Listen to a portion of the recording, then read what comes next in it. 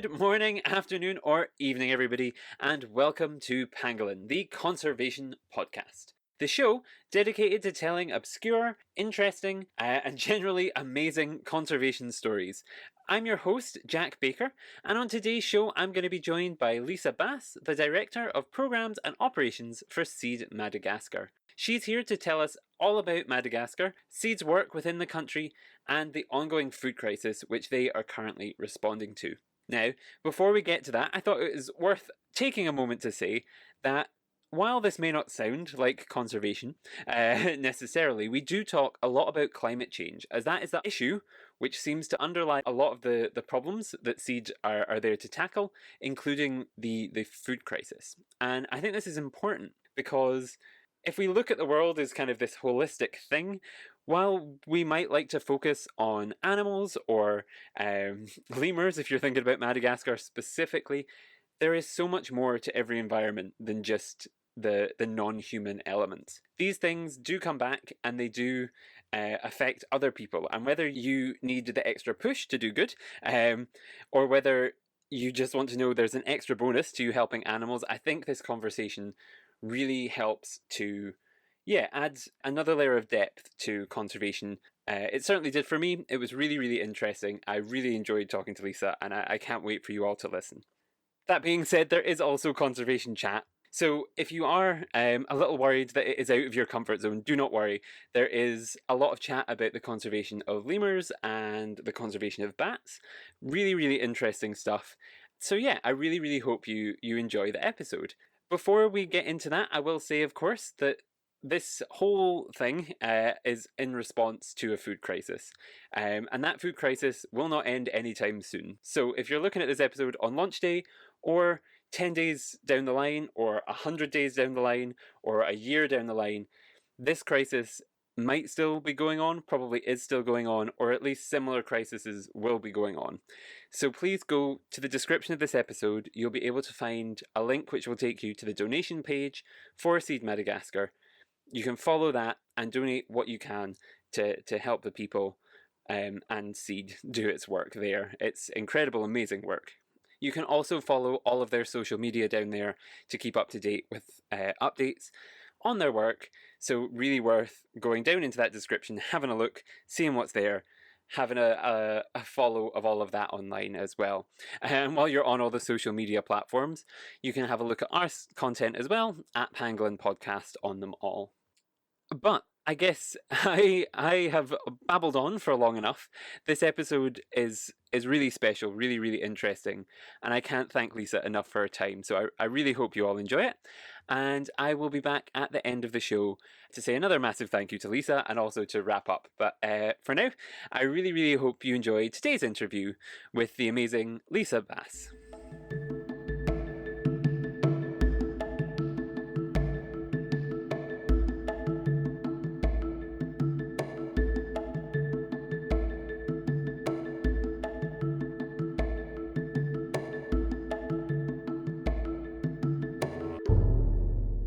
Welcome back to the show. I am now joined by Lisa Bass, the Director of Programs and Operations for Seed Madagascar. She is here to talk to us about Madagascar, Seed's work within the country, and the ongoing food crisis, which they are currently responding to. So thank you very much for joining me today, Lisa. Thank you, Jack. Nice to meet you. Thank you. And yes, very nice to meet you too. And for the audience to meet you, I guess, could you introduce yourself to them? Tell them a little bit about your background? Yeah, sure. Well, my name's Lisa, and I'm the Director of Programs and Operations for quite a small charity called Seed Madagascar. And Seed Madagascar is really based in the far southeast corner of Madagascar, and we do a lot of conservation work down there, but also we work with communities on community health, education infrastructure, and livelihoods as well.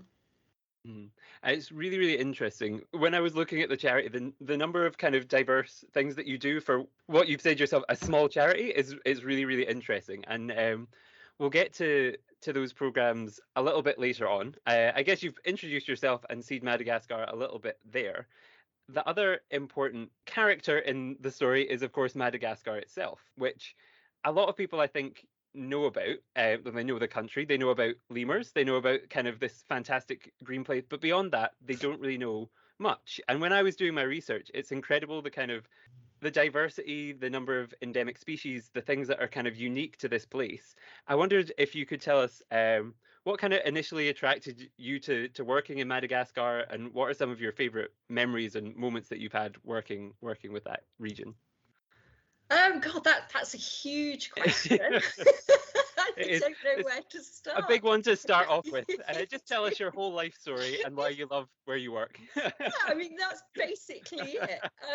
And maybe that's kind of where it all started with sort of being really, really young and growing up and having a love for sort of nature and conservation. I can remember going for walks, well, like 40, 50 years ago now with my grandfather and him pointing out all the plants in the hedgerows and all the flowers. I can remember getting a couple of school prizes at school, and it was always about animals. And I've always had guinea pigs when I've been growing up, because that's my other passion in life is guinea pigs. And I even wanted to be a vet and like volunteered at a vet when I was younger.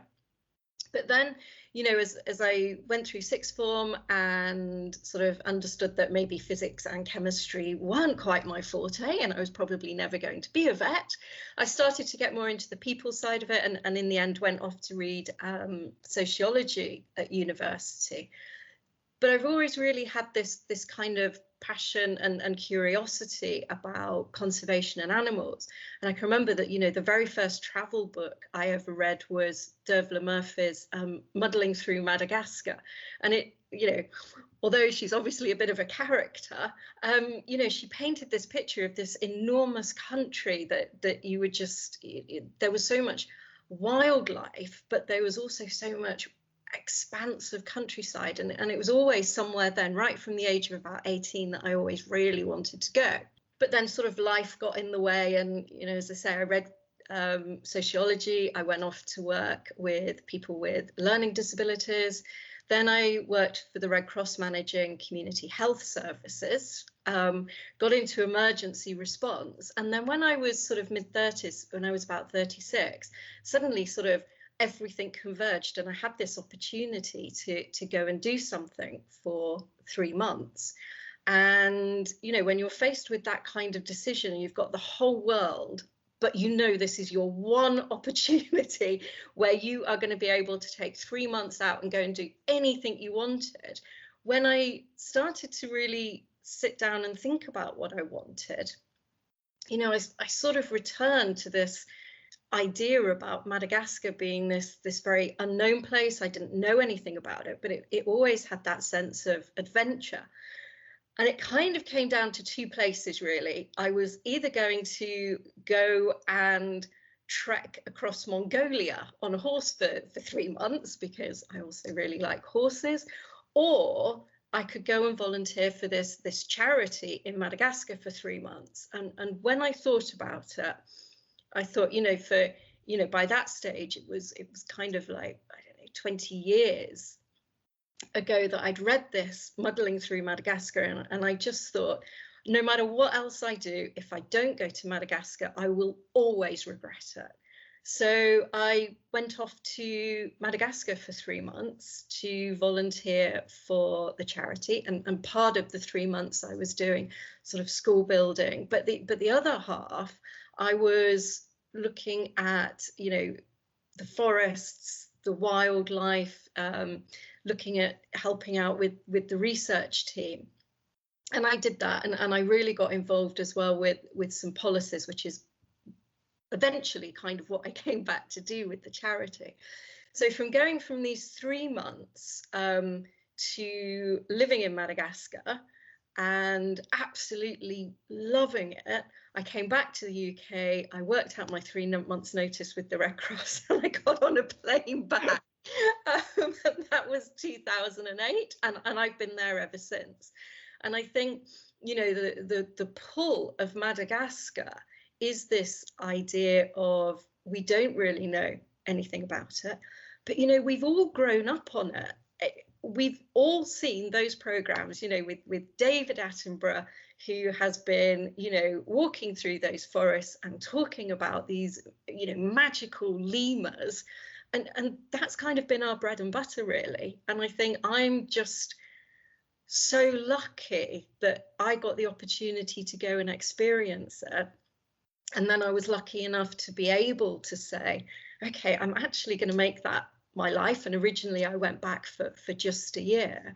But as I say, I've been there for 13 years, and Madagascar still has the same pull on me now as it did all those years ago. In fact, for various reasons, much, much more now. But I think, originally it was that idea about this country that was steeped in mystery, but that we all kind of have heard of a little bit. Mm-hmm. And that's originally what sort of made me go to Madagascar. But as you say, Madagascar is unknown. When I told people that I was going to Madagascar, no one really knew where it was. No one could point to it on a map. When the Madagascar film started coming out as well, people would say to me, "Is that a real place then?" I thought it was just a film. So you've got, the people know all this stuff, but no one really knows anything about Madagascar. So, even now I'm still asked by people about, the size of Madagascar, because I think it's dwarfed by mainland Africa. So everyone thinks, oh, it's this tiny little, I don't know, holiday destination. But it's 1.5 times the UK. It's bigger than France. It's huge.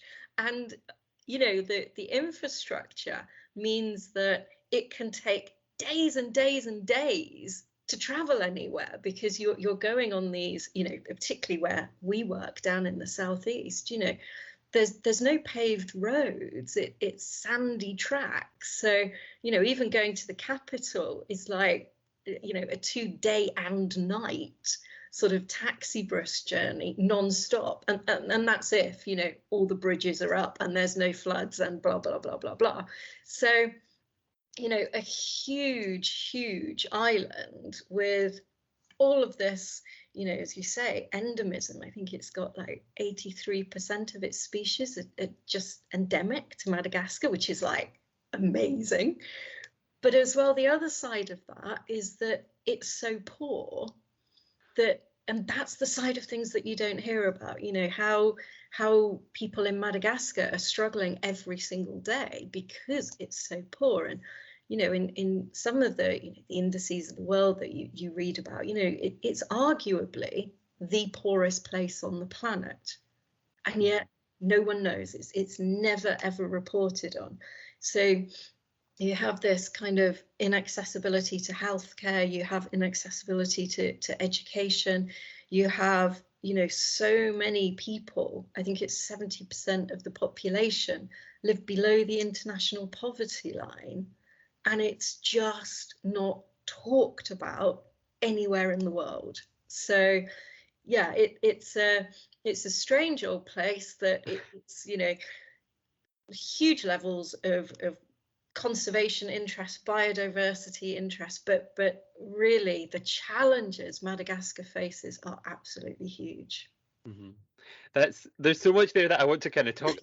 So much, I'm so like there's so many questions buzzing around in my head because you touched on things I've been thinking as well about this kind of going back a little bit before we get to that. I'll go back to the start of when you were kind of talking about your choice to kind of go there. There was this. I've been thinking a lot recently about this butterfly effect of what if you'd picked Mongolia? What if you'd picked how different your life would be? So it's interesting to hear just how this one choice has now made landed you where you are now in this fantastic place where, as you say, there is such diversity. And yes, the kind of contrast between this beauty and majesty and not knowing about the animals and the wildlife, but also people not knowing about this whole mystery there, the people not knowing about the struggles that the people who actually live there go through. It's really it's interesting. It's kind of no, it's upsetting. It's strange. It's something that I'm glad we're talking about because we can maybe hopefully turn people's focus a little bit towards it so that it gets some more attention. And yes, I guess what you were saying about the mystery, I was looking it up because I was doing my research before this, and the number of endemic species are the thousands and thousands of plants and animals. It's just incredible, and Mm. bizarre. It's I had to laugh when you brought up Madagascar. That was probably my first introduction to the film because it came. I remember going as one of my birthday parties when I was very young to the cinema to see it, and that's kind of. I don't know whether that's what effect. I feel like I was already hooked on animals by that point, and that just kind of pushed me over the edge to loving it more. I think my brain is still programmed every time I see a ring-tailed lemur to sing. I don't know. I'm not sure how the copyright laws work, but I feel like people will know the song. I'll get it stuck in every. yes. Like, my brain is still programmed, so it's like this amazing, interesting place. That yes, so many things there that we want to talk about, and all these ideas swirling around. So yes, that was really really interesting, and you've kind of given a really nice introduction to the place and the issues that it faces. And I wondered, Siege is an organization that kind of bridges the gap between these two worlds, this kind of mystery between not knowing about people and not knowing about animals.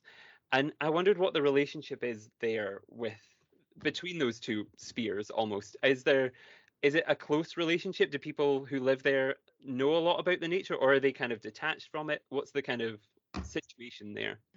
Yeah, it's strange actually. When just you asked that question, I wrote down the word because and I wrote down the word no because I don't think people know in an academic sense a lot about the environment sort of around them. I think they know a lot in a very, very practical way because I think nature and human is just so intertwined in Madagascar in a way that I think we've really lost probably in the places where we've all grown up. Certainly, I have in the UK. Even in terms of our food, I'm very aware of where my food comes from, but I know, other people, even, people in my family, in my friendship group, they don't. So, you walk into a big supermarket and you walk down, maybe the meat counter rows and you see all these joints of meat in sort of packages and really you've no idea where that comes from or which part of the cow or the pig it is, whereas when I go to the market, I see the whole carcass of the cow. If you want a piece of meat, the butcher will chop it off for you. So you're always very, very aware of this interconnection between the animal world and the human world. And I think for people in Madagascar, that integration has just never been broken. Mm-hmm. So, in the villages where we work, I would say probably about 90% of people are either subsistence farmers or subsistence fishers. So they have this interconnection with the land or the oceans that I think we lost a long, long time ago.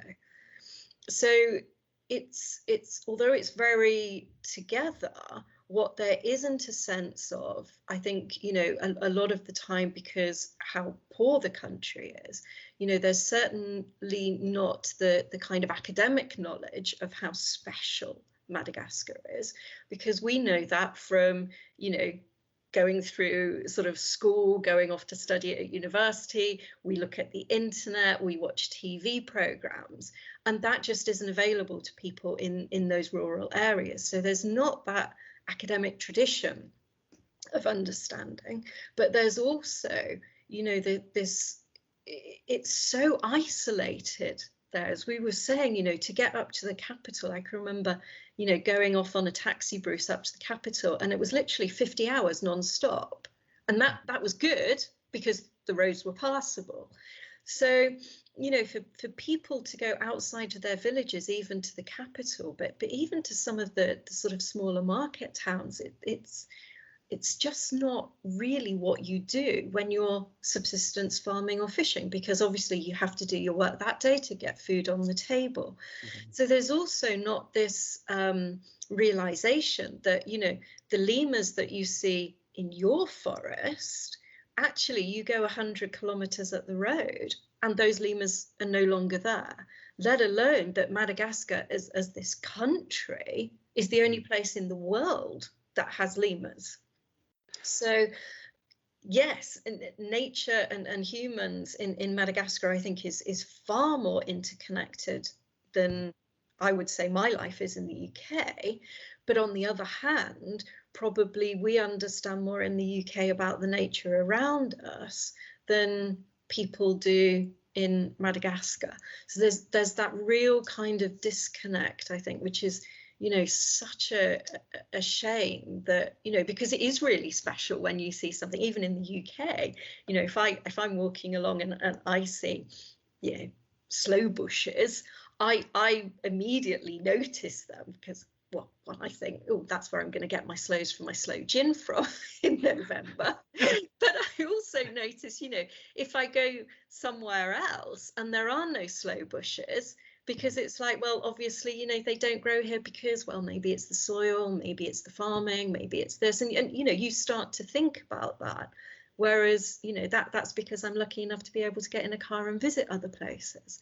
So I think it's very difficult to sort of have the same standards of sort of knowledge as people do when they understand, so much about how reliant they are on the land or the sea, whereas us, we have the benefit of all this kind of academic knowledge, but we've really lost that practical integrity with nature, I think. And it's interesting that you bring it up, this kind of comparison between, that would be a really interesting comparative study to see, does the academic knowledge actually make you more equipped to help with conservation, or does it, or is just knowing the place and have a sense of Mhm. place and a Mhm. belonging in this place make you more inclined to protect it? Because Yes. it's the people now, if they go to the supermarket, if they were to see the cow behind, they probably wouldn't buy a lot of the meat because it would create this Mhm. association with nature, Yeah. which it's a really interesting kind of comparison to, and it's something that probably would turn into a 3-4 hour long discussion about what is the best way, or the most, and there probably is no best way, but what is the effects of this kind of connection, but not necessarily academic. And it's a really long and interesting discussion, actually, really, really interesting. It is, and I think that, and maybe we'll talk about this a bit later when we talk. Maybe, well, as you say, we'll just go round in circles, won't we? But I think it's really interesting that the sort of the way that seed works, because we have national staff and we have international staff, and I think that can form presumptions in people's minds a little bit about how the internationals and the nationals work together until you really get to know seed and how we work. And it's kind of exactly what you're talking about, because the national staff, and the vast majority of our national staff come from the area where we work, probably about 95%.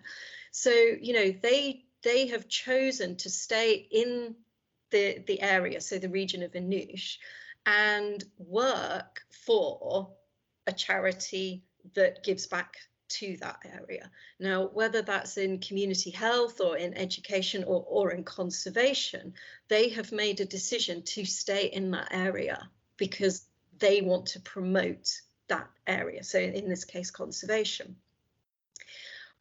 But to do that effectively on an international stage, you really need this academic knowledge and academic rigor brought in. So our research team is comprised of international and national staff, and they kind of work absolutely hand in hand to the best of their abilities, because if you've got an international staff member who's worked in academia, worked in other places of the world, knows how to put forward methodologies, that's going to be their skill set. But there is no way you can just lift that from an academic textbook and place it in the middle of a forest in a niche and presume it's going to work. So it's almost like then the national staff come in and say, well, that's all well and good and that's great, but to make it work here, you're going to need to do this, and this, and tweak it and adapt it. And then they go out in the field and do the research together. And I think by doing it, you get the best of those two worlds. But they absolutely have to work hand in hand and balanced, because the minute, one of them out tips the other, you get something that's not really going to work very well, whether that's for the international community or actually for the best of those forests and the conservation of those forests and the biodiversity within them. So it's really interesting, I think, how kind of Seed's taken that argument and kind of works with it on a day-to-day basis. That's really, really interesting, actually. And I think that's whenever I've always found that whenever I'm working personally, we always get the best result when there's two people who have different experiences. Maybe there's clashing ideas, but if they can find a resolution and this middle ground, or just it's always the most constructive, and it's interesting, and it's, I think, a really positive way to do it. Um, and I thought it was interesting I was doing some research before and looking at the kind of two teams pages of kind of the Madagascar staff and the international staff. And it was equally sized, kind of size-ish teams. And I think a lot of places would have maybe, oh, you're the consultant for this country, and just have maybe one person based, or maybe one. So it's good that it's kind of this both large full teams, not just one person stand there. Actually, I don't think this will work. It's an interesting. It's a good kind of balance. It seems really, really interesting way of working, and I think that was an excellent segue, because we've brought it back to kind of Seed and the work that you do, and we kind of touched on these ideas at the start of.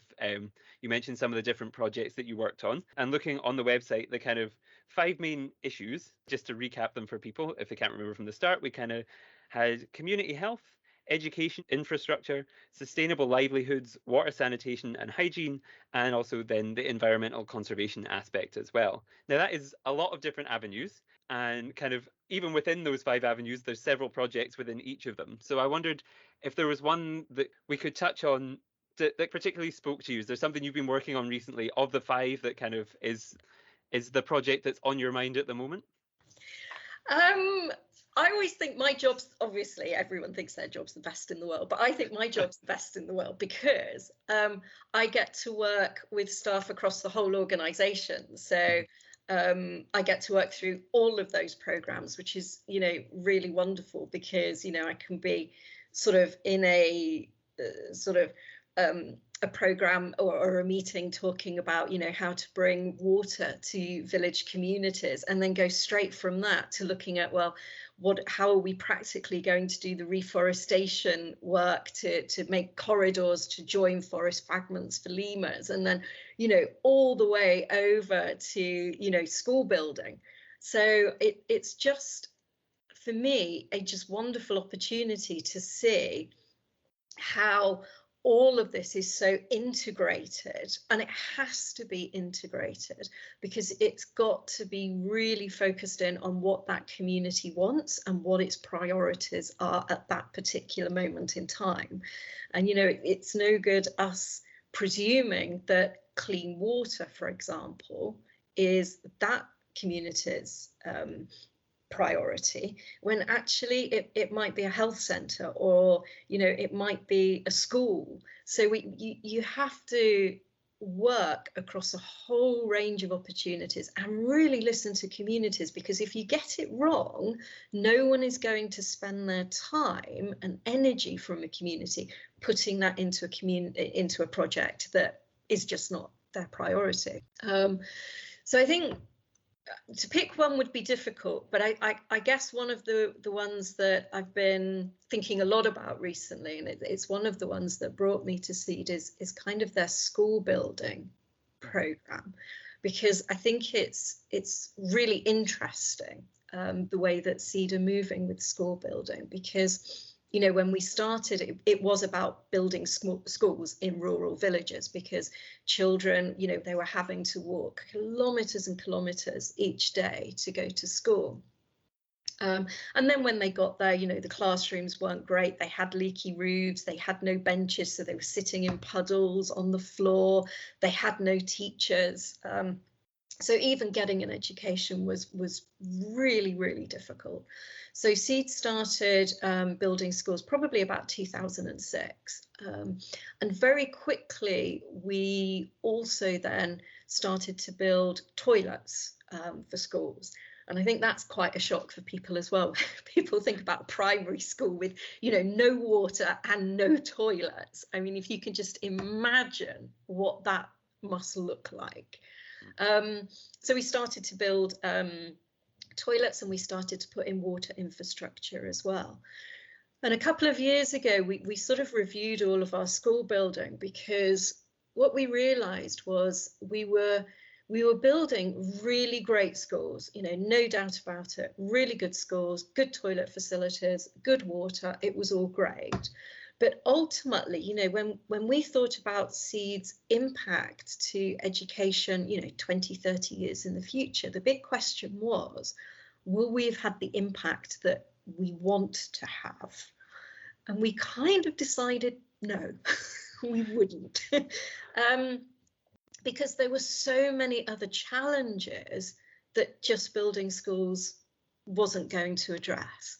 So, the challenges of teacher retention in these very, very rural areas, with teachers being, they're not the best paid workers. So they were having to do farming or a second income, which then meant they weren't in school so much.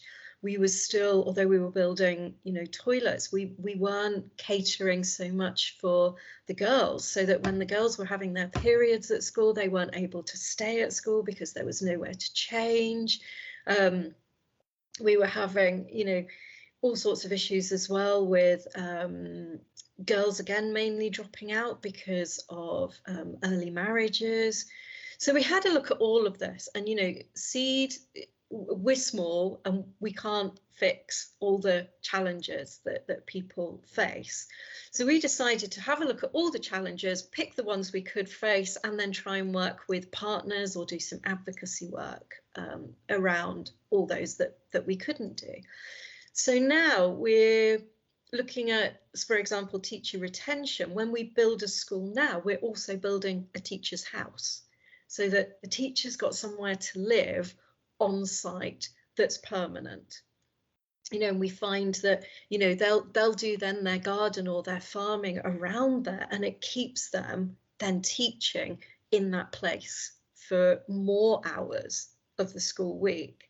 We've started building menstrual hygiene management facilities for the girls, and doing sort of training in the schools, in the hope that, over the next couple of years, those girls are going to be able to keep going to school and not missing out, for a week every month of their education and falling behind. We've kind of revamped how we put water into schools. So, the wells were a bit problematic. So now we're looking at rainwater harvesting and putting rainwater harvesting into schools. And we're just about to also start our first, we're trying to get to kind of reduce our emissions. So looking at a carbon neutral school, and looking at doing some, like a little reforest or a forestry plantation, so that the school can use that for sort of wood and fruit, and 4 or 5 years into the future, when some of that's cut, they can also have the income to bring back into the schools as well, and to make it a community resource. So out of this kind of school building, it's really nice to see Seed, being realistic about, are you really going to have an impact in 30 years' time? And if the answer is no, what do you need to change now to get the impact that you're looking for? So I think school building's been something that, we've really looked at, and we've looked at a lot of our other work as well. But I think just, having lots and lots of different things really inputting to that, and having this holistic response again, is going to hopefully not only increase, for the children now, the difference about having a good school in their village, but in years and years and years to come, the impact's going to be a lot greater, because we're going to be giving those extra resources and that extra capacity to kids as well. That's absolutely incredible. I think what was on my mind kind of while you were talking about that and what I was thinking about is that in a lot of ways, I think if you were just to compare to the United Kingdom again, since that's what we've been using, if you were to kind of think about the UK school system, the things that you're doing kind of as a charity working are almost more holistic and Mm, progressive than a lot of the education policy that you would see in a country that likes to think of itself as very, oh, we're very forward thinking, we're very developed in terms of education in this. So this kind of holistic ideas, they sound almost like things that everybody yeah. should be doing. Never mind when you're a charity going in and building this school. Every education department in every government around the world should be looking at things like that and going, actually, that's not a bad idea. We should think about that ourselves. It's really interesting, and I think yes, creating this kind of taking this holistic approach is really interesting, and not just thinking in the kind of short term of, oh, we've built the school, that's the tick. It's the, well, what is the effect of the school? What is the long term actual benefits of that? And that's really really interesting. Um, and I kind of I wanted to ask, and similarly, that sounds like a huge success so far. And I don't know, it's one of those things I suppose you won't know how successful it's been until later down the line. Um, but I wanted to ask about the successes of kind of your, before we get on to the food kind of crisis topic. I wanted to ask about your kind of existing projects and the successes like this previous success that we've talked about. Are there any other kind of headline successes that come to mind when you think about your work and the things that you've been doing over the last few months or years? So many, so many. And it's really from those little successes Mm-hmm. all the way to the very big ones. Um, you know, I think it's really, and people always ask me from the team, oh, what's your favorite project, and Yeah. what's the best, and I honestly can't answer. But I think I go back to a time, maybe I went on a field trip a few years ago, and it was with the managing director of Seed, who comes from a conservation background and actually our executive conservation director as well. And we went to see a bat roost, which I'd never seen before, and it just totally blew my mind. You had these massive flying foxes flying over an area of pristine literal forest, which was like just magical and centuries old. And the really sad thing is that there were only a few bats there, and the people from our team that we were with were saying, yeah, that they're really decreasing. It's people coming in for logging. Bats don't like a lot of disturbance. They're very quiet creatures. So we don't know for how long we're going to have this bat roost. And I remember the three of us saying we've got to do something about this. And we were talking to our local staff and saying, what are the problems, what do you think we could do about it, what would need to be done about it? And from that we started a project to really work with the community to conserve the bat roost. And there was a number of different ways we could do it, but one of the things that we did was to work with them on an exclusion zone around these three very tall trees. And we went in and thinking, God, in an ideal world we would have it this big, and it would be in this place. And I can remember the guys coming back from the bush and saying, how did it go? Did the community, because there's always a chance the community are going to say, well, actually no, we need that forest, and no, at the moment bats are at the bottom of our priority, so no. And they said it was absolutely brilliant. The community was so behind it, they actually doubled the size of the ideal area we would have wanted to exclude, and they've made it double the size. And not only that, but they started doing in Madagascar, it's called a DINA, but it is basically a local law that started to stipulate, what you were allowed to take from that part of the forest, what you were not allowed to take, the fact that you couldn't touch these trees or go within, a certain meterage of the trees, and just the importance of the bats. And it was quite a moment to kind of, have that coming together of, again, we were talking about before, this international sort of knowledge about how precious these beautiful creatures are, and the local community saying, yeah, we know, and this is what we want to work with you to do about it. And it was brilliant. We got the exclusion zone, we got the DINA all passed with them.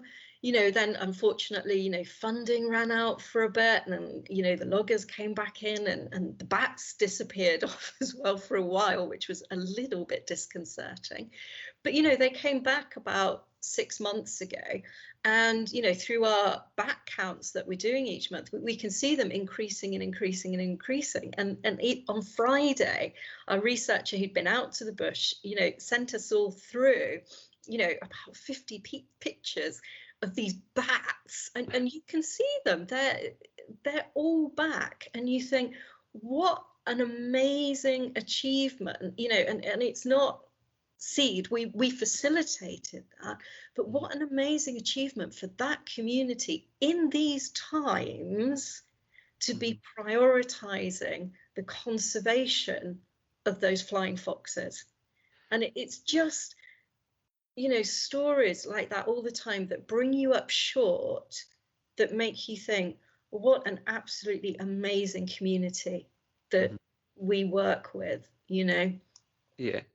I guess that's the word, or the words that kind of the buzzwords for this whole episode seem to be kind of community and holism, and this kind of perfect harmony between nature and man, and then also the um teams working well together, and all these kind of things kind of working in tandem really, really nicely and really well. And I appreciate you bringing up the bat example, given we're mainly focused on conservation stories. It's a really good example, and I was really interested actually. It's amazing nature's ability to recover and to kind of Yes. heal.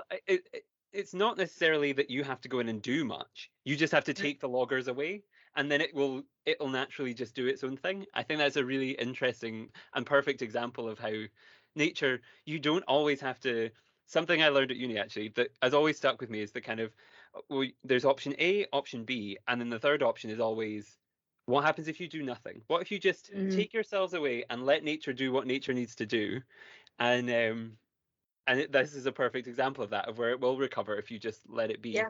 Um, and also a perfect example of how, I don't think earlier I used the kind of, when I asked the question, I phrased it as these two spheres. How do they work together? And in some places, perhaps it certainly is two spheres of people and nature, but this seems to be this nice one whole sphere of everything works well together, and they're happy to give the bats their space. It's really interesting. And I guess you kind of touched on it there when you were saying about, especially at this time, uh, this time for people who are maybe listening in a couple of years' time, when they're out on walks and doing everything they could, maybe on a train or a plane, on holiday, whatever you're doing. Uh, right now, this is being recorded during, of course, the pandemic, and I wanted to ask actually what the effects of that on your work had been. Yeah, I Yeah. wondered if you could talk a little bit about that. I mean, I think like most of the world, huge. The world's completely changed. It's been challenging. It's been difficult for everyone, and I think each country and, well, each person, we've all had our own personal challenges during the pandemic as well. For Madagascar, it's strange, really, because I would say the impact on seed and its work has been huge. Despite the fact that Madagascar has really, really low reported rates of COVID.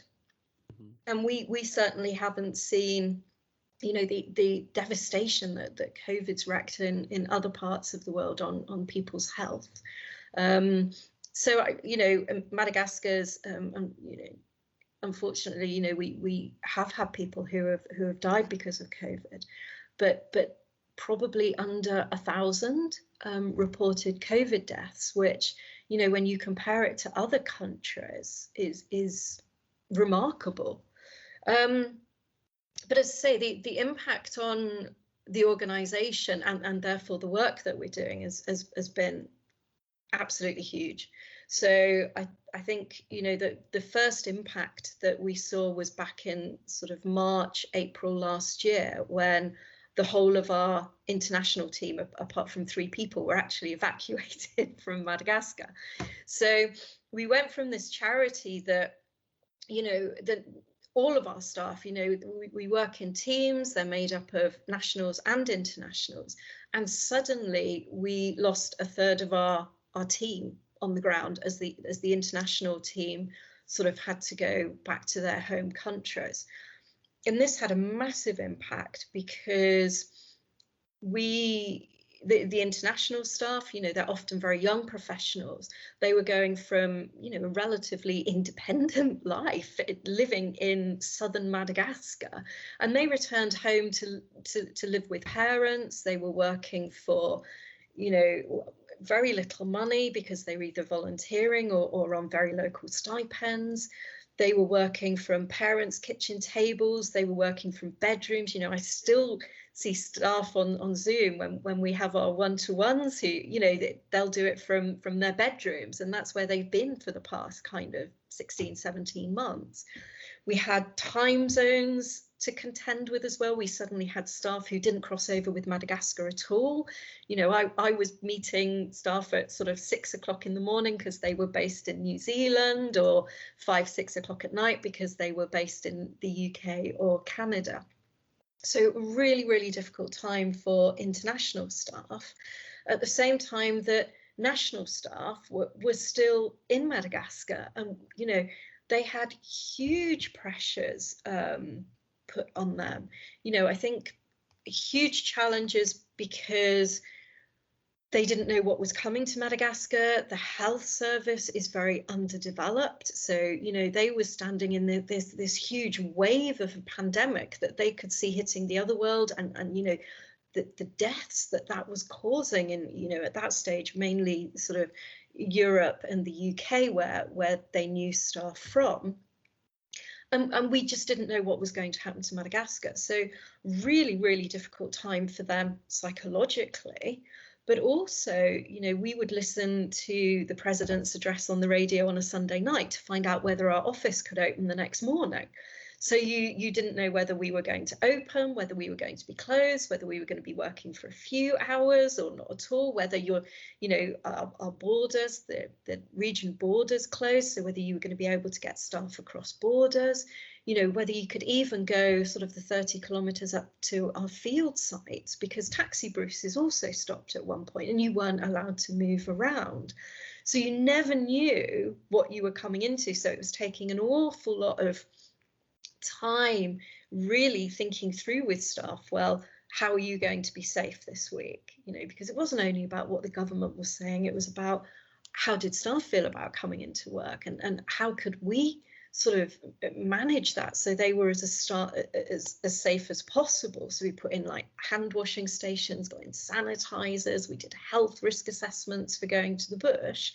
But we also found that, the biggest problem for us is staff so wanted to come in and work and wanted to go to the sites, because they'd worked with these communities for 20 years and it was feeling like abandoning them. So how to keep staff safe as well. So it was really, really difficult times. We kept our projects going as best that we could. And in fact, all of our projects, we had to stop some activities, but all of our projects kept going. But at the same time, we were looking at, okay, we've got, all these terrific problems, but we need to start new projects as well, because, we want to be part of supporting communities in terms of protecting them against COVID-19. So we also started new projects, one with UNICEF around working in some of the bigger health facilities and marketplaces and council offices, doing disinfectant and, doing a lot of training, all the way over to a smaller one with the British Embassy in Madagascar, where we worked in 10 rural health clinics and basically put in hand washing stations, soap, and worked with the staff there and about really good healthcare messages about protecting the staff and the patients, and then did radio slots to encourage people still to come in and access those clinics. So as well as all these difficulties and problems, we were starting new projects, and then we had, the funding cuts internationally as funders suspended their funding.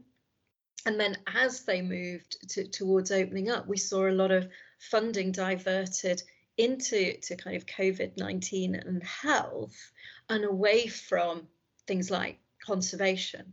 So we were dealing with all of these problems really right across the organisation, from having our staff split, to keeping other staff safe, to developing new projects, whilst in the times of kind of funding cuts and not really knowing where some of our funding was going to come from in 3 or 4 months' time.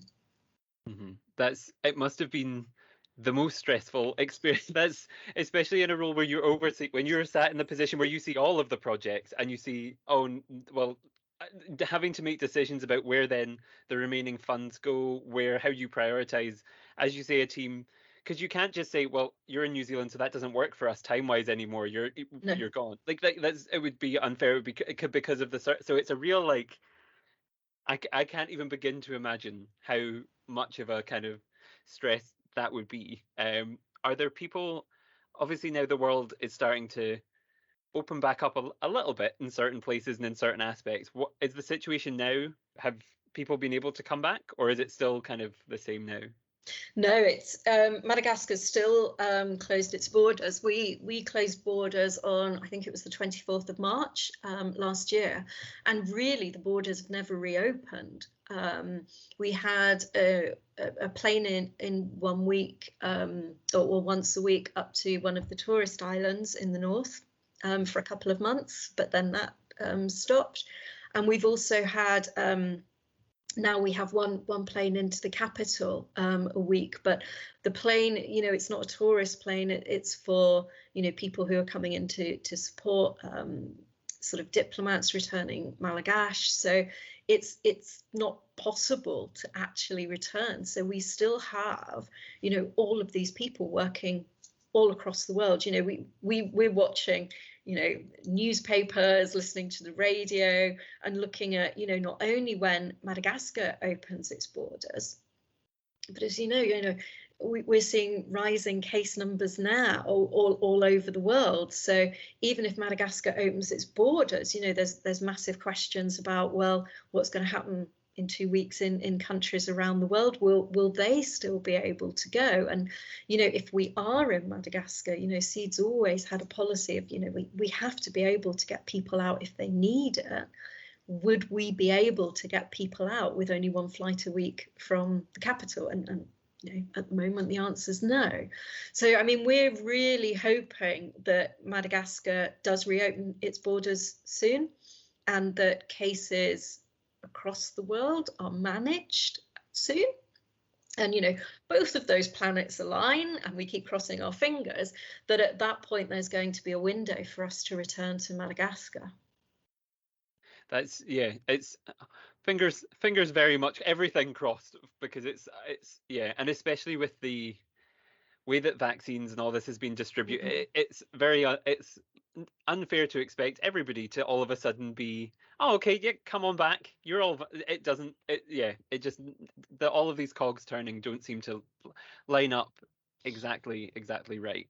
And then I guess while we're on a tricky topic, on top of that, when you're already in a difficult situation, then you have, of course, this ongoing food crisis, which, as we've mentioned, Madagascar has not been in the news. And a lot of people, I don't think, seem to know about this. It caught me off guard a little bit when I first heard about it, and it already seemed to be so bad and have been going on for so long. When I heard it, it was kind of how has no one been talking about this? So we touched on it a little bit in our last episode, but now we have you here to go into it in proper detail and tell us about it and what people can do to support your work there. I guess first of all, because people don't seem to know, could you kind of give us a little introduction to what is currently happening in Madagascar? Yeah, I mean, the current food crisis is really concentrated on the south of the island, and I think the south has always had its difficult times with water.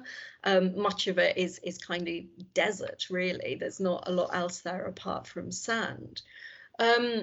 But I think that over recent years, it's been gradually getting a lot worse. So we're currently, I think it's the 5th year out of the last 6, there's been drought in the south of Madagascar, and it's currently the worst drought since 1981. So, even though it's had its problems, we're seeing something that is very, very, very different to the norm now. And, climate change is obviously playing its part in that. And it's said that we're the only country in the world now where the famine is caused by climate change, and not, armed disasters and sort of fighting and conflict in that way. So it's very much based on climate change. So we've got an exceptionally poor population who don't have a lot of resilience to climate change and climate shocks. We've got the worst drought for 40 years. And in amongst that as well, we've also got, some of the problems we've already been talking about with COVID-19 as well, and the economic problems, particularly that brought.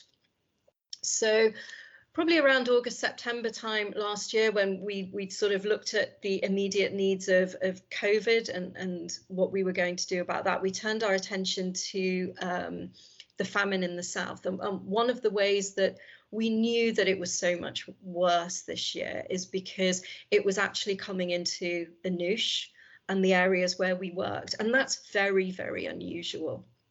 We could also see that, it was very bad at that particular time, but, all of the bigger agencies were predicting worse to come. And certainly when we knew sort of, if you've got drought and no water and you haven't been able to plant your seeds because the area is so dry and there's no rain to then make those seeds grow, what you're actually looking at is in 4 months' time, you're going to have failed harvests as well. Mm-hmm. So you've got this, you've got drought, you've got famine, but it's going to get worse, because usually you would have these periods of 2 or 3 months, which are a lean season, when your crops are growing and there's nothing to be harvested. But there wasn't an end to it. There was no harvest. Mm-hmm. And with no harvest then, you were then looking at, well, where's all the seeds going to come from to plant for the next harvest? So you could see the South getting into this real cycle of just having no food and it becoming worse and worse. And we began to see that with, people would pick, for example, their cassava early because there was nothing to eat. So rather than let it grow into the big tubers, they were harvesting it early because they needed food and being able to sell it at market. So in the main town of Fort Dauphin, people were saying, actually, cassava, which is, a really basic crop, has doubled in price. And what you're getting is tiny, tiny tubers of it. Mm-hmm. So we knew that there was going to be real problems. Mm-hmm. But we also, again, we're pretty realistic about what seed can do and kind of what seed can't do. And we knew that this growing crisis was going to be something totally unprecedented that we had seen.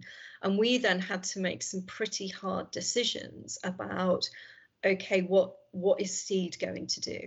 We're going to have limited capacity in terms of our staff and our ability to respond, but we're also going to have very, very limited funds because we're a development NGO, we don't do food distribution. Mm-hmm. So there wasn't really a history with us of doing it and having funding for it.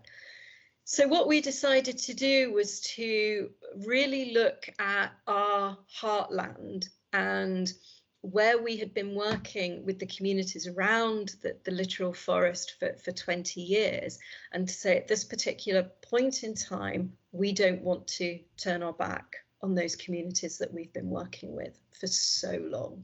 And also as development NGO, we've always looked long term. So we've never really sort of done the, quick fix and then move on out of a community. And consequently, we've built up really good relationships with the healthcare centres because, for the COVID-19 response, we worked with healthcare centres. So we trained healthcare workers to respond rather than respond ourselves.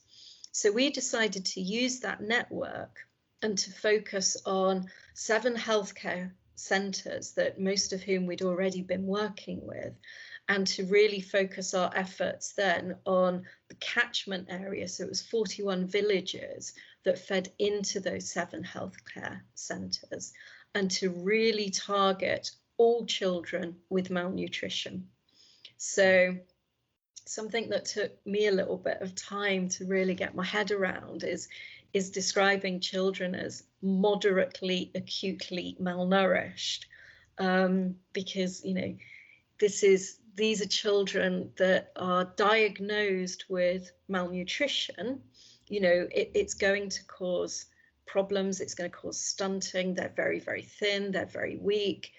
But then you have this second category of severely acutely malnourished children, which means that, they are so malnourished that they're in danger of developing life-threatening complications. And we decided as an organisation that we wanted to target all children who were diagnosed malnourished, whether they were moderately or whether they were severe. By most of our definitions, they were malnourished and needed our support. So we decided to work with those. And again, something that we were talking about earlier is this brilliant combination of kind of academic literature and theoretical literature and practical on the ground knowledge.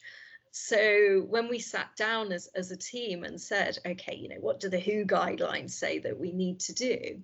Our local staff said, yes, but we also need to really give food to families, because if you just give food to children, then families are likely to share that food, even the little sachets that they get. And what about the brothers and sisters of those children? And what about, the culture in Madagascar is so strong that, out of a family, it's the elderly that you always look after first. You would never feed a child before feeding, the most elderly person in your family. So the local staff and international staff got together, pulled all their ideas, and we came up with this. Okay, this is what we're going to do. We're going to produce, we're going to work with the malnourished children, and we're going to give them sachets, but we're also going to work with the families of all malnourished children and provide them with unprepared food. So they decided rice, beans and oil, so that they had a food package of which they could feed the family, and ultimately that would protect the child. Mm-hmm.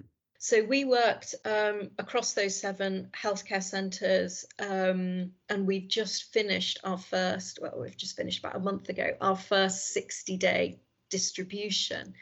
Mm-hmm. And it was just amazing when, the team came back and said, all of the SAM children, who had really bad complications, they're all well now.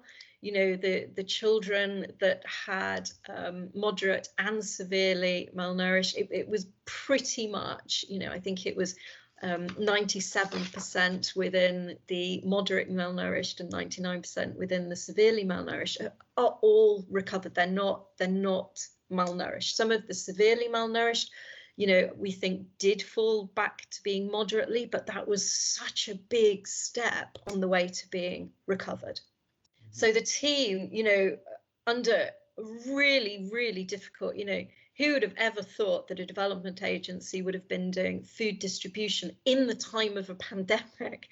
The most awful situations where you'd have, from one particular health clinic, there was over 200 severely malnourished children coming in, but the government guidelines quite rightly were you couldn't have more than 50 people at one time. So we had to say, rather than go in and do one food distribution, we're actually going to spread it across 4 days.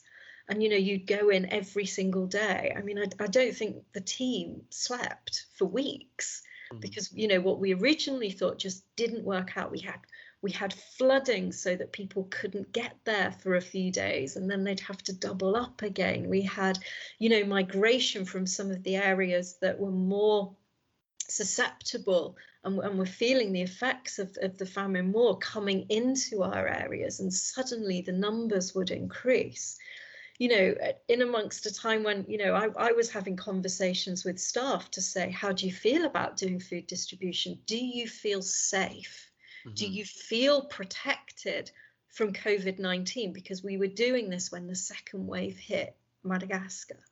So, a really, really difficult situation. And to see those children now recovering is just absolutely amazing. But, we're aware 41 villages out of the whole of the south of Madagascar, it's the tip of the iceberg.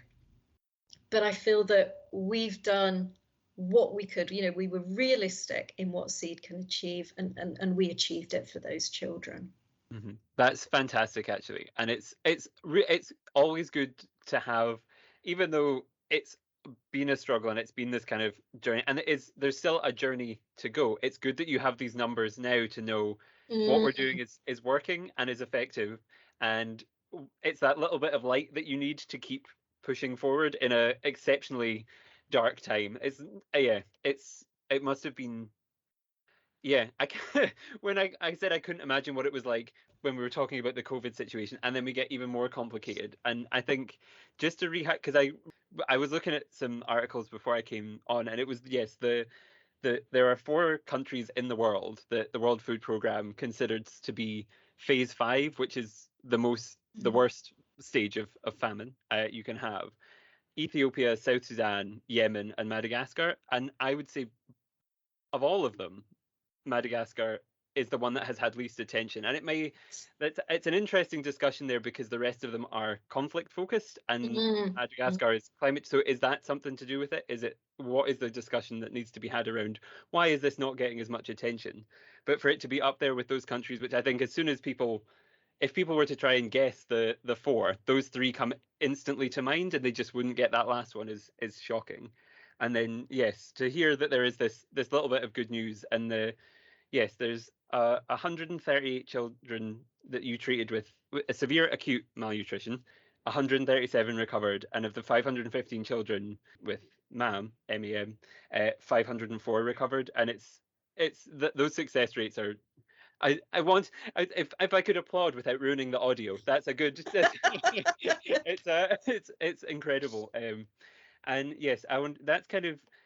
I know you said you'd met the goals that you'd set out to do and those success rates. What is the plan going forward, I guess? Because obviously that's not over. And if it's happened these years going on and on and on, I wondered what the thought was going forward with that type of program.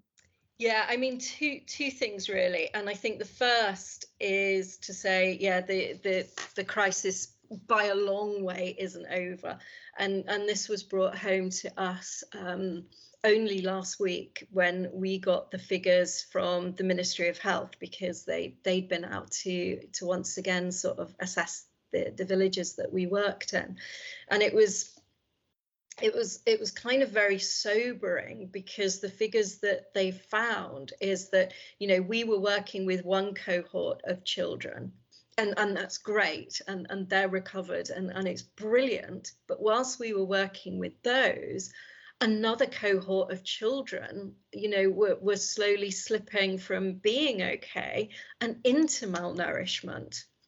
So we've just got the figures back across those 7 health centres that we were working in. And we've got another 320 children now with moderate acute malnutrition, and 16 more with severe acute malnutrition. So we know that there's still such a need, even in those communities that we were working with. And my guess is, by the time we start the next round, and we made the decision last week that we did want to continue with these communities, that those numbers will have risen again. Um, so even in those communities, we're not protecting and providing for everyone that needs our help. And as well as those children, we're so keen to even move into one other health care centre, because the healthcare centres to the sort of south of Fort Dauphin is where you start to enter, the kind of more red zone, which is, people who they've already sold all their household goods, they've got nothing else to sell, they have nothing, but yet there's just not enough funding coming in to support them. So Seed's really keen to keep the children in those 41 villages safe from malnutrition, while just extending down into just one other healthcare setting, and to really do the same for those people there, because there's just not the amount of funding that is coming into Madagascar that it needs. So that, the 41 villages we're working in, there is no other support for people there. A little bit further south, the World Food Programme are working, but they just don't have the funding to work with everyone who needs it. So we're keen to extend our food distribution, and I think that the crisis will go on way beyond this year because of the impact of those failed harvests. We're going to have a failed harvest towards the end of the year, and that means it's going to then encroach into next year. But as well as doing that, I think that ultimately, for all of the kind of more emergency work we've been doing with COVID and with food distribution, is, Seed's very much still a development NGO. And we've also been looking at, okay, what are kind of long-term climate mitigation strategies that maybe we can start to develop. So as well as some of the work we've been doing for a number of years around sort of water in sort of schools and healthcare settings, having a look at particularly around food, and one of the things that we trialed for a few months at the beginning of the year was edible insects. So we started a pilot on edible insects, because there are edible insects in the places where we work. You can get the seed for the host plant, and that's a bean, which is absolutely great again for food, but it's also really, really good for soil. So we did a 3-month pilot on beans and the edible insects. Went down really, really, really well. So we're in the process now of applying for funding to try to extend that project, because edible insects are something that could be, one of the answers to food insecurity in the south, and it's something that people can grow, they can do themselves without seeds intervention at all, and that to me seems like a really good way to start looking at sort of climate change and some of the many things that we need to be doing to support people in the south. That's really, really interesting. And it's, again, looking at even in this, that was a short term kind of response, is turning into a longer term, kind of looking for the longer term solutions to these things. And I guess it leads me, kind of a couple of things you said there leads me nicely into my final question, which is what can people do? And I guess, of course, there's the classics kind of watch your carbon footprint, watch whatever, because these things that, while it may seem little to you, somewhere else they're having serious impact. And even in the places where people liked to think it was a faraway issue, if we look at Australia and the US, they seem to constantly be on fire, and certainly in Scotland it feels like we're on fire today. This does not feel like a classic Scottish summer for anyone at home. Anyone listening in a hot country, 24, 25 degrees would probably sound great, but not unusual. But Scotland, this is it's an odd thing to see the way the world is changing and all these things shifting. So watching your climate change impact, but is there anything else that someone listening could do to help you in your work? Yeah, I think, I mean, obviously, as you say, I think, again, we were talking at the very beginning about people being removed from nature. I think this is another classic example that, we're so far removed. And to be fair, it suits us to be removed. We wouldn't want to think that, our actions today in a house in the UK are actually going to cause someone's illness and maybe ultimately their death somewhere else in the world. But that is the hard reality, and we need to join up the dots between our own personal responsibility and what we can do to safeguard people's lives, no matter where in the world they are. So absolutely, climate change and your climate, carbon footprint. I think as well, obviously, we rely on people's donations and funding coming in. If you can fund even, the fiver that you would have gone out for coffee with this morning, goes a long, long way in Madagascar. So, do think about funding and how you can help and support people like Seed to support in the south of Madagascar. But I also think that, very much what you were saying earlier, Madagascar is such an unknown place. Absolute classic, those 4 places that you mentioned that, have famine at the moment. And no one would ever consider those green forests that you see David Attenborough wandering around would be in the midst of one of the world's worst famines at the moment. And I think it is about sharing that. Seed are very, very active on Facebook, Instagram, Twitter, Reddit. Do go and have a look at our pages, follow our pages, like everything you possibly can, and share it, because the more people that understand and can see the impact and the challenges and the suffering in South Madagascar, the easier it's going to be for us to talk about it to an audience that understands and that sees that, rather than, our first thing being to say, no, Madagascar is actually a real country. It's not just a Disney film.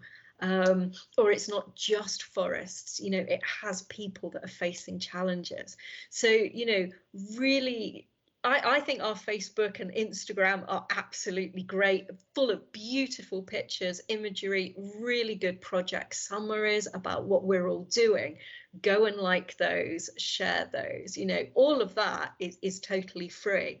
If you've got a birthday coming up, Facebook fundraisers at the moment are keeping so much of our work going, because once people understand, they do want to donate and they want to have those opportunities. So, tell them about it, give them an opportunity to donate, but give them an opportunity to talk about Madagascar. Mm-hmm. That's a really hopeful, fantastic piece of advice, I think. And I follow all of the pages, and I have to say that even if you're just a fan of photography and sharing those types of things and looking at those types of things, it's fantastic. It's the photographs are the type of pictures, and I don't know if you ever get this, but when you look at them, you think, if I was to see that in real life, it wouldn't look as good as it does in this picture. Oh It's that no. there's fantastic, like beautiful, incredible things. So they're really everything is worth having a follow, reading the posts, thinking about the posts, and just talking to people. And I think that's the seems to be my conclusion at the end of every episode. It's just talk to people about whatever we've talked about. But it does so much good to go out there, spare change, whatever it is you have, give it to a charity, do the work, and then just talk to somebody about it as well. And hopefully then that will spiral on. And so yes, I guess that was all of the questions I had for you today. And I think we've plugged all the social media and things, which is good. And I'll put the links to everything that people need to find, all of the things down in the description. I'll put links to the donation link and the all the Facebook pages and things, so people can. It's all there, so it's easy. People listening, you have no excuse not to go and do these things. And so yeah, all I kind of have to say now is thank you so much, Lisa, for your time today. It's been really interesting, enlightening, to talk to you, and I hope you have enjoyed. Thank you very much.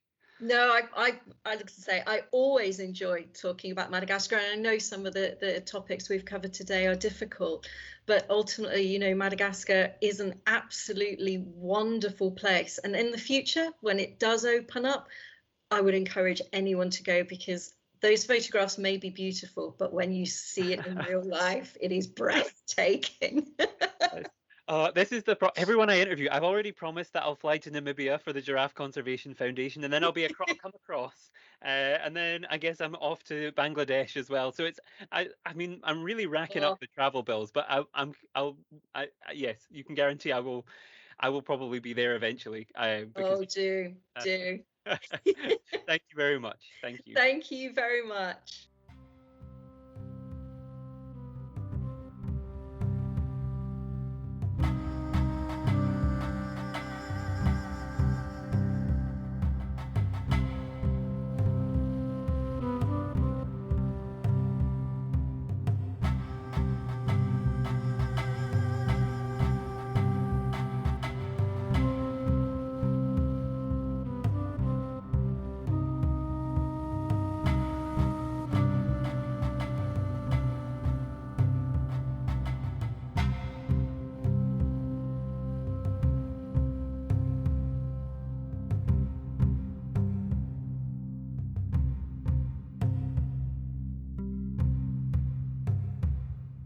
And we are back. That brings us to the end of today's episode. As I said at the end of the interview there, I cannot thank Lisa enough for her time, and I cannot thank you all enough for your time for listening as well. There is also a third person I should thank, and that is, of course, my wonderful friend Fatima, who helped set up this interview, who put me in contact with Lisa, who also works for Seed on their programs as well. And yes, she is a wonderful person who helped set this all up, and without her, it wouldn't have been able to take place. As Lisa said, it's really, really important that we all kind of have a think about these things, talk about these things, tell somebody you know, because certainly in the UK, news stations are not doing a good job of covering this crisis. So go out, tell people about the crisis, about the bats, about the school program, all this inspiring stuff that Seed do, and hopefully then you can encourage them to donate, look into it, and help do this amazing, amazing work. As I've said, all of the social media links and the donation links will be in the description for this episode. Head on down there, do what you can. I would be exceptionally, exceptionally grateful. On a slightly different note, it is worth letting you all know that, of course, we do have a third season of our show coming up very soon, aside from this wonderful special that we've just put together for you all. So do make sure to follow us on your podcast streaming service of choice, whether that be Spotify or Apple Podcasts or anywhere else. Make sure to follow us on there so you don't miss out on any of the episodes. You can also find us on social media at Pangolin Podcast on Instagram, Facebook, Twitter, LinkedIn, all sorts of amazing places where we share photos, facts, fun things for you to think about, and all of course, the news about upcoming seasons of this show and things. So, yes, I'll not reveal too much, but season 3 is coming together so nicely. I'm already kind of thinking about season 4 because season 3 is a lot of stuff has been put into it, and we might have to spread it out even further than I initially thought, because there's so many people coming out and saying they want to be involved, and it's fantastic. It's great to see, and yes, I hope you all enjoy listening to it when the time comes. But I'll leave you hanging on that one, and that's the important reason to follow us so you don't miss out. So thank you all once again so much for listening. Thank you, Lisa. Thank you, Fatima. Thank you, everybody. I will let you go now. And yes, until next time, thank you so much